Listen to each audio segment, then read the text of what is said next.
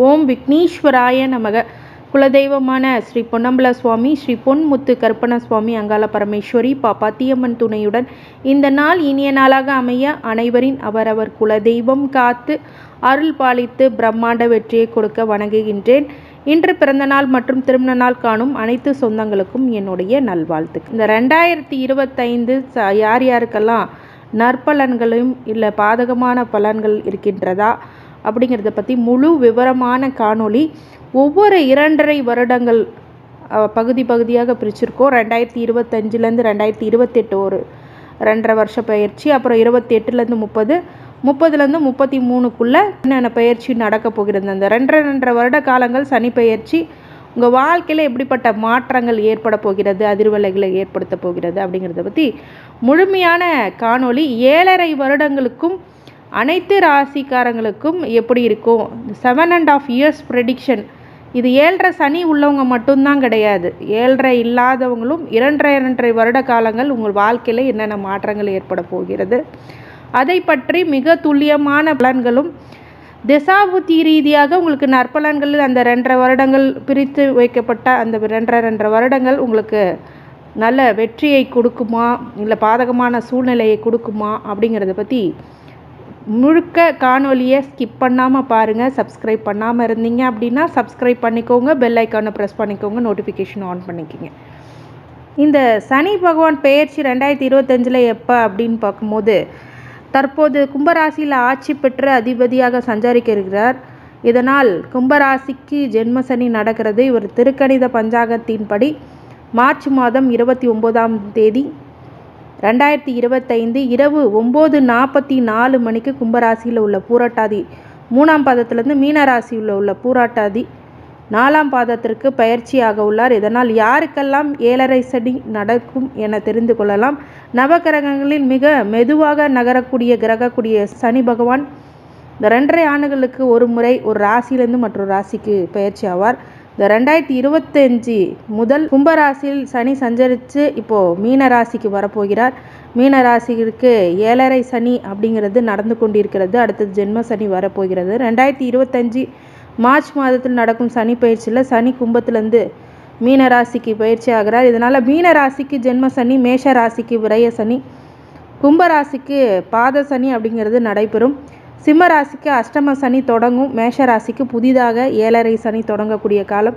மகர ராசிக்கு 7.5 சனி முடிவடையக்கூடிய நல்ல காலகட்டம் அப்படின்னு சொல்லலாம். 7.5 சனி நடக்கும் ராசிகளுக்கு கிடைக்கக்கூடிய பலன்களை மொத்தமாக இப்போ தெரிந்து கொள்ளலாம். ஒரு சிறப்பான பதிவு. 7.5 வருடங்களுக்கும் உங்களுக்கு நல்ல பலன்கள் என்னென்ன இருக்குது. ஏன்னா 7.5 சனி நடந்தால் தான் 7.5 வருஷ பலன்கள் சொல்லணும் இல்லை. ஒவ்வொரு 2.5 வருஷத்துக்கும் சனியோடைய தாக்கங்கள் ஒவ்வொரு இப்போ ஜென்ம சனினா முதல் இடத்துக்கு வந்தாலும் 2வது இடத்துக்கு வந்தாலும் 3வது இடத்துக்கு வந்தாலும் 4வது இடத்துக்கு வந்தாலும் ஒவ்வொரு இடத்துக்கும் 2.5 வருட காலங்கள் சனி பயிற்சி ஆகிறார். அப்புறம் ஒவ்வொரு ராசிக்கும் என்ன 2.5 வருஷம் என்ன நடக்க போகுதுன்னு மொத்த 7.5 வருட பலன்கள் எந்த ஒரு அஸ்ட்ராலஜரும் போட மாட்டாங்க அவ்வளோ சீக்கிரமாக. அவ்வளோ வருஷ பலனை உங்களுக்கு ஒரே பதிவாக கொடுக்கறது அப்படிங்கிறதுனால நீங்கள் இதை தெரிஞ்சு வச்சுக்கோங்க. மிகப்பெரிய நன்மை பலன்கள் உங்களுக்கு ஏற்படும். இதனால் ப்ரீ பிளான் பண்ணி உங்கள் வாழ்க்கையில் ஒரு செக்யூர்டை நீங்கள் உருவாக்கிக்கலாம். இந்த காலகட்டங்களில் அமைதியாக இருக்கணும், இந்த காலகட்டங்களில் எப்படி நடந்துக்கணும் அப்படிங்கிறத பற்றி முழுசாக பார்க்கலாம். பாதக சாதகங்கள் அது நம்ம எப்படி நிவர்த்தி பண்ணிக்கலாம், எப்படி நம்ம தற்காத்து கொள்ளலாம் அப்படிங்கிறது தசாபுத்தி ரீதியாகவும் சொல்ல இருக்கிறேன். அப்படிங்கும்போது முழு விவரமான காணொளி ஸ்கிப் பண்ணாமல் பாருங்கள். ஃபாரினில் இருக்கிறவங்க, வெளிநாட்டு வாழ் மக்கள் அனைவருக்கும் இது ஒரு சிறப்பு பதிவுன்னு கூட சொல்லலாம். உங்கள் வாழ்க்கையில் இந்த மாதிரி விஷயங்கள்லாம் நடந்துக்கிட்டு இருக்குது இந்த தசாபுத்திகள் அப்படிங்கும்போது அங்கே என்ன மாதிரி நான் வழிபாடுகள்லாம் பண்ணலாம் அப்படிங்கிறத பற்றிலாம் முழுக்க சொல்ல போகிறேன். பார்த்து தெரிந்து கொள்ளுங்கள், பார்த்து பயன்பெறுங்கள். வாட்டி எங்கள் சேனலை பார்க்குறீங்க அப்படின்னா கண்டிப்பாக சப்ஸ்கிரைப் பண்ணி உங்களுடைய உற்றார் உறவினர்கள் நண்பர்கள் அனைவருக்கும் பகிர்ந்து பயன் தருமாறு கேட்டுக்கொள்கின்றேன். இதனால் ஒரு சின்ன ஒரு உதவியாகவும் அவங்களுக்கு இருக்கலாம், மிகப்பெரிய உதவியாகவும் அவங்களுக்கு கண்டிப்பாக இருக்கும் அப்படின்னு சொல்லி இந்த மீன ராசி ரேவதி நட்சத்திரம், இது புதனுடைய நட்சத்திரம். மொத்த திசா காலங்கள் 1 வயசுலேருந்து 15 வயசுக்குள்ளார புதன் திசை ஒரு ரேவதி நட்சத்திரத்துக்காரங்களுக்கு கண்டிப்பாக இருக்கும். இந்த புதன் அப்படிங்கிறவர் 4ஆம் அதிபதி 7ஆம் அதிபதி. இந்த 4ஆம் அதிபதி வண்டி, வாகனம், சொத்து சுகங்கள், தாயாரோடைய அரவணைப்பு அப்படிங்கிறதெல்லாம் இருக்கக்கூடிய திசை. ஆனால் இந்த காலகட்டத்தில் 2025லேருந்து 28 வரைக்கும் ஜென்ம சனி இருக்கிறதுனால ஒரு டெரிபிள் எக்ஸ்பீரியன்ஸை எப்படி கொடுக்கும் அப்படின்னா, ஒரு சில படிப்பில் கவனம் இல்லாமல் போகும், வண்டி வாகனங்களில் விபத்துகள் ஏற்படக்கூடிய வாய்ப்புகள், தாயாரோட உடல்நிலை, அதன் பிறகு உங்களுடைய புதன் அப்படிங்கிறதுனால அறிவு சார்ந்த விஷயத்தில், படிக்கிறதுல, கம்யூனிகேஷனில் கொஞ்சம் தொய்வு நிலை வரும். அது மூலிமா பெரிய ப்ராஃபிட் இல்லாமல் இருக்கும். கம்யூனிகேஷன் இன்ஜினியரிங் பண்ணணும் அப்படின்னு நினைக்கிறவங்க, இல்லை கம்யூனிகேஷன் சம்மந்தப்பட்ட வேலைகளில் இருக்கிறவங்க போகிறவங்க 1 to 15 வயசுக்குள்ளே படிக்கணும்னு நினைக்கிறவங்களுக்கெல்லாம் கொஞ்சம் தாமதமாகும், தடையாகும். அதன் பிறகு அது எடுத்து நடக்கக்கூடியது அதுக்கப்புறம் சரியாகும். இந்த புதன் திசையில் இந்த ஜென்ம சனி கொஞ்சம் படிப்பில் சோர்வுகளை கண்டிப்பாக கொடுக்கும் மாணவர்களுக்கு. உங்களுடைய அப்பா அம்மாவுக்கு வண்டி வாகனத்தில் கொஞ்சம் ஜாக்கிரதையாக இருக்கணும். அதே மாதிரி வீடு மனை வாங்குகிறாங்க அப்படின்னா அதில் ரொம்ப சர்வ ஜாக்கிரதையாக அந்த ப்ராப்பர்ட்டி இஷ்யூஸு எல்லாமே சரி பண்ணக்கூடியதாக அந்த புதன் திசை கண்டிப்பாக உருவாகும். அதே மாதிரி இந்த பாத சனி 2028லேருந்து 30 வரைக்கும் ஆவரேஜ் பொசிஷனில் இருக்கும்.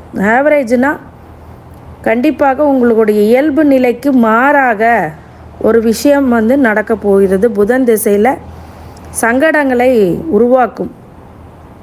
ஆனால் ஜென்ம சனி அளவுக்கு பாத சனி பெருசாக பண்ணாது. அப்போ தான் உங்களுக்கு புது விதமான வாழ்க்கை அப்படிங்கிறது ஏற்படும். வம்பு வழக்கு அப்படிங்கிறதெல்லாம் மாட்டக்கூடியதும் அந்த புதன் திசையில் பாத சனியில் இருக்கும். சனி இறங்கும் போது கொஞ்சம் ஜாக்கிரதையாகவும் நீங்கள் இருக்கணும். நிறைய விஷயங்களில் உங்கள் லக்னாதிபதி ஸ்ட்ராங்காக இருந்துச்சுன்னா நீங்கள் தப்பிச்சிடலாம், இல்லை அப்படின்னா அந்த இடத்துல மாட்டக்கூடியதாக இருக்கும். 2030லேருந்து 33 வரைக்கும் சகாய சனி, லாபத்தில் சனி உட்காரும் போது கொஞ்சம் எடுத்துகிற முயற்சிகள் எல்லாம் கொஞ்சம் தாமதமாகும். அதுவே ஒரு பிரச்சனையை கொடுக்கும். ஏன்னா புதன் திசையில் இந்த சகாய சனி என்ன பண்ணோம் அப்படின்னா, இழந்தவைகள் எல்லாம் மீண்டு பெறக்கூடியதாக இந்த 2030லேருந்து 33 வரைக்கும் அந்த திசைகள் உங்களுக்கு வேலை செய்யும். ஃபாரினுக்கு போவீங்க, நிறைய நல்ல விஷயங்கள் நடக்கும். ஒரு ரிவார்ட்ஸ், அவார்ட்ஸ் எல்லாம் கிடைக்கும். எவ்வளோ உழைக்கிறீங்களோ அதுக்கு தகுந்த ரிவார்ட்ஸாக கிடைக்கும். உழைக்கலைன்னா இருக்கிறதும் மோசமாக போகும். தசா புத்திகள் புதன் திசை வரும்போது வம்பு வழக்குகளை மாட்டாமல் இருக்கணும். அதன் மூலியமாக உங்களுக்கு பிரச்சனைகள் வரும். இந்த புதன் திசை முடியும் போது சிலருக்கு பெண்ணாக இருக்கும் போதோ, இல்லை சிலருக்கு திருமணம் ஆகக்கூடியதும் அந்த 15 வயசில் சில பேர்த்துக்கு நடக்கக்கூடியது அமையும். ஆனால் அது நீங்கள் தவிர்க்கணும். அப்போ தான் நீங்கள் ஸ்டடீஸில் கான்சன்ட்ரேட் பண்ணி போக முடியும். இந்த காலத்தில் அப்படி ஒன்றும் பெருசாக இல்லை. இருந்தாலும் அந்த ஒரு 7ஆம் அதிபதி இருக்கிறதுனால கொஞ்சம் பழக்க வழக்கங்களில் நண்பர்கள்கிட்ட, பார்ட்னர்கிட்ட, இல்லை உங்கள் லைஃப் பார்ட்னராக வரணும்னு நினைக்கிறவங்கக்கிட்ட இந்த புதன் திசை உங்களை மாற்றி கொண்டு போகும். அதனால் அந்த இடத்துல கொஞ்சம் ரொம்ப கவனமாக இருக்கணும்.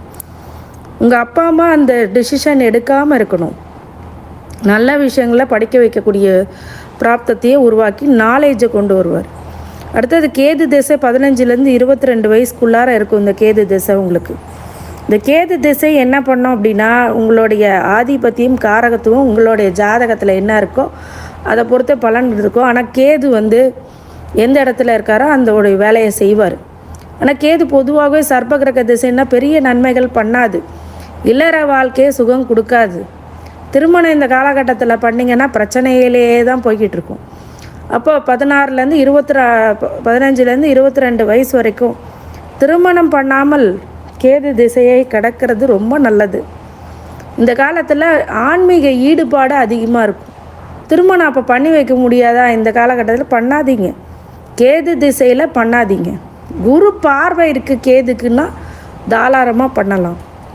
ஆனால் கேது குருவோடு இருக்கிறது, குரு பார்வையில் இருக்குது, குரு வீட்டில் இருக்கார் அப்படின்னாலும், கன்னி வீட்டில் இருந்தாலும் ரொம்ப நன்மை பலனை கொடுப்பாரு. குரு பார்வை இருந்தால் பெட்டராக இருக்கும். அறிவு சார்ந்த விஷயத்தில் ரொம்ப பெட்டராக இருக்கும். நல்ல யோக பலன்கள் உங்களுக்கு கண்டிப்பாக உருவாகும். கேது திசை நன்மை பெறக்கூடியதாகவே இருக்கும், நல்லது நடக்கும். அப்போ ஆன்மீக ஈடுபாடு இப்போ அதிகமாக கிடைக்கும். உங்களுடைய அந்த கேது திசையில் ஜென்ம சனி வந்தால் தான் பாம்பு போன்ற கனவுகள் வர்றதும், நேரில் வர்றதும், பயமுறுத்துறது, அச்சுறுத்துறது மாதிரி விஷயங்கள்லாம் நடக்கும். இதே பாத சனி வரும்போது அந்த 7.5 பிடியிலேருந்து நீங்கள் சிக்கியிருப்பீங்க. சகாய சனிக்கு வரும்போது தான் ஏதோ ஒரு இயல்பு நிலைக்கு கொஞ்சம் வருவீங்க, இந்த 2030லேருந்து 33க்குள்ளே. அப்போ கேது திசை பெரிய நன்மைகளை நம்ம எதிர்பார்க்க முடியாது. இருந்தாலும் இறை வழிபாடில் முழுக்க உங்கள் சிந்தனை ஏற்படும். அடுத்தது சுக்கிர திசை 22லேருந்து 42 வயசு வரைக்கும். சுக்கிரன் 3ஆம் அதிபதி 8ஆம் அதிபதி திசை, மறைவு திசை, அஷ்டமாதிபதி திசை. இது ஒரு பெரிய நன்மைகளை பண்ணலனாலும் ஒரு சூட்சும வலு சுக்கிரனுக்கு இருக்குது. சுக்கிர திசை எப்போவுமே என்ன பண்ணோம், சுகபோக வாழ்க்கை, கம்ஃபர்டபுள், லக்ஸூரியஸ்.